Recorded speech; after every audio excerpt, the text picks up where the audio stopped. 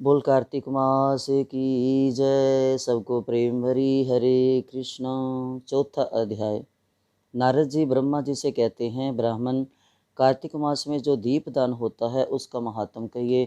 ब्रह्मा जी कहने लगे कि हे पुत्र, दीप चाहे स्वर्ण का हो अथवा चांदी, तांबा, आटा अथवा मिट्टी का हो, अपनी श्रद्धा अनुसार कार्तिक मास में दान करना चाहिए। ऐसा करने से सब पापों का नाश होता है। दीपक भगवान की मूर्ति के आगे अथवा तुलसी के वृक्ष के समीप, चौक ब्राह्मण के घर, वृक्ष के नीचे, वन में, गौशाला में तथा ताक पर चाहे घी का हो या तेल का जलाना चाहिए। कार्तिक मास में स्नान, जागरण, दीपदान, तुलसी सेवन, भगवान के मंदिर में मार्जन, झाड़ू आदि लगाना, भगवान की कथा कीर्तन करना सभी अच्छे फल देने वाले होते हैं। अतः पूर्व जन्म के पापों को नाश करने के लिए कृच्छ व्रत इत्यादि करने में उत्तम है। इतनी कथा सुनकर नारद जी पूछने लगे कि हे ब्राह्मण कहने लगे कि हे ब्राह्मण, पूर्व जन्म के पाप कैसे जाने जा सकते हैं। ब्राह्मण कहने लगे कि हे पुत्र, ब्रह्म हत्यारा, क्षय रोगी, गुरु स्त्रीगामी, कुंठी और सोने की चोरी करने वाले के नाखून खराब हो जाते हैं और मदिरा पीने वाले के दांत खराब हो जाते हैं। इस प्रकार पूर्व जन्म के पापों से मनुष्य पहचाना जाता है। ये सब दान, तपस्या और कृच्छ व्रत आदि से निवारण होते हैं।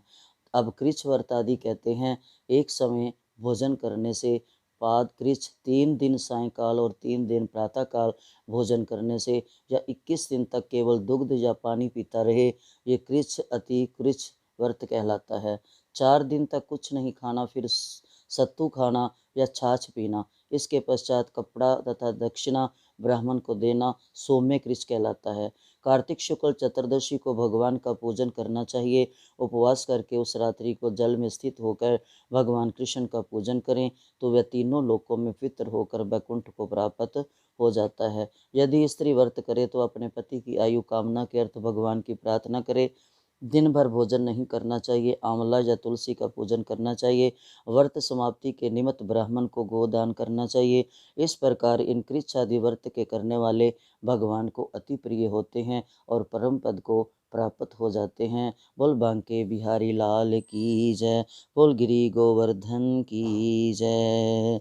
बोल वृंदावन धाम की जय। कार्तिक मास की जय। श्री श्री राधा राधा कांत की जय। दामोदर भगवान की जय। हरे कृष्णा। बोल कार्तिक मास की जय। 5वां अध्याय। नारद जी कहने लगे कि हे ब्राह्मण, कार्तिक मास का कोई सुंदर व्रत कहिए। तब ब्रह्मा जी कहने लगे कि हे पुत्र, विधिवत जो परम पवित्र और पापनाशक नक्त व्रत है वह सौभाग्यवती स्त्रियों को अवश्य करना चाहिए। नारद जी ने प्रश्न किया कि हे ब्राह्मण, उस व्रत की क्या विधि है और कब करना चाहिए। तब ब्रह्मा जी ने कहा कि हे पुत्र, तुम्हारे स्नेहवश ये अति गुप्त कार्तिक मास का व्रत कहता हूँ। तुम सावधान होकर सुनो। अश्विन शुक्ला पूर्णमासी को प्रातःकाल उठकर शौच आदि से निर्भीत होकर, दंत मंजन आदि करके नदी संगम, नदी सरोवर, दबे, कुंड, कूप या घर में स्नान करे। व्रत के एक दिन से पहले सिर न धोए तथा व्रत वाले दिन विधि पूर्वक स्नान करके पवित्र मन से विधाता का स्मरण करे तथा व्रत का संकल्प करे और ये कहे कि हे जगत के कर्ता, आप मेरे पति की रक्षा कीजिए, मेरी संतान की वृद्धि कीजिए। मंत्र पढ़कर सूर्य को प्रणाम करें और सुंदर वस्त्र तथा आभूषण आदि को धारण करें। दिन के समय भोजन ना करें, ना ही जल पीवें, अर्थात भजन आदि में ही सारा दिन बिता देवें। ब्रह्मा जी कहने लगे कि हे पुत्र, सायंकाल को चांदी, तांबा या मिट्टी की हमारी मूर्ति बनाएं, उसको लाल वस्त्र पहनाएं और विधि पूर्वक हमारा पूजन करें। इसके पश्चात ब्राह्मण को भोजन करावें और बुल के वृद्धों तथा वृद्धाओं को स्वादिष्ट पकवान से तृप्त करें और स्वयं भी तारों को देखकर भोजन करें। ये अश्विन शुक्ला पूर्णमासी को ब्रह्मा जी का नक्त व्रत होता है। ये व्रत सब प्रकार के पापों का नाश करने वाला, समस्त कामनाओं को पूर्ण करने वाला तथा ज्ञानी पुरुषों को मुक्ति देने वाला होता है।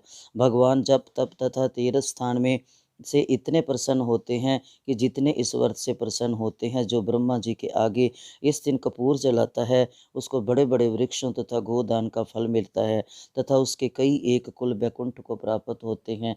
जो केसर तथा कस्तूरी सहित कपूर अर्पण करता है, उसके कई वंश ब्रह्मलोक को प्राप्त होते हैं। जो स्त्री इस दिन वस्त्र का दान करती है, वह कपड़े के सूत्र के तारों की संख्या के बराबर करोड़ वर्ष तक वैकुंठ में वास करती है। जो गहने का दान करती है, उसको ब्रह्मलोक की प्राप्ति होती है। जो कोई इस कथा को पढ़ता है अथवा सुनता है, उसको भी अश्वमेघ यज्ञ का फल प्राप्त होता है। बोल कार्तिक मास की जय। कार्तिक मास में हर काम किया हुआ कितना फलदायक होता है। इसलिए कार्तिक मास में और कुछ नहीं, सिर्फ भगवान के नामों का जप करें। अधिक से अधिक जितना जप करें उतना ही लाभदायक है। भगवान को प्रेम से, भाव से उनके नाम सुनाएं, गाएं, उनके दीपदान करें। इससे भगवान खुश होते हैं। बोल कार्तिक मास की जय। हरे कृष्णा।